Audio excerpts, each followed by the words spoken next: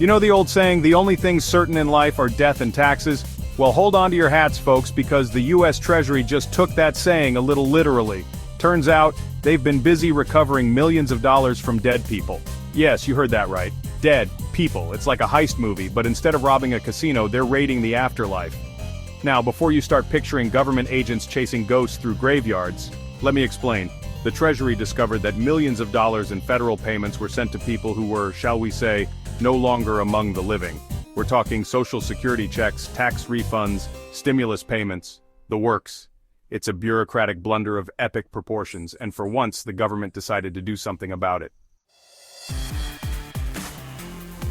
Enter the full Death Master file. No, it's not a goth rock band, though that would be awesome. It's actually a Social Security database that tracks, well, you guessed it, deaths. This treasure trove of information contains over 142 million records dating back to 1899. Think of it as a giant library, but instead of books, it's filled with the names of people who have shuffled off this mortal coil. For a glorious 5 months, Congress granted the Treasury access to this morbid masterpiece, and boy did they put it to good use. Using some fancy cross-referencing magic, they identified payments mistakenly sent to the dearly departed and, like a financial grim reaper, clawed back a cool $31 million. $31 million might seem small for a government that spends trillions, but this pilot program could recover $215 million over 3 years. This has sparked a debate in Washington.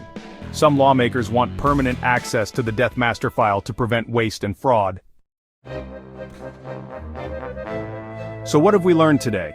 Well, for starters, death might be inevitable, but paying taxes after you're gone? Not so much. The US Treasury is cracking down on payments to the deceased, and they're not afraid to get a little ghostly to do it. Who knows what other treasures they'll unearth from the afterlife? Maybe they'll find Jimmy Hoffa's pension plan or Amelia Earhart's frequent flyer miles.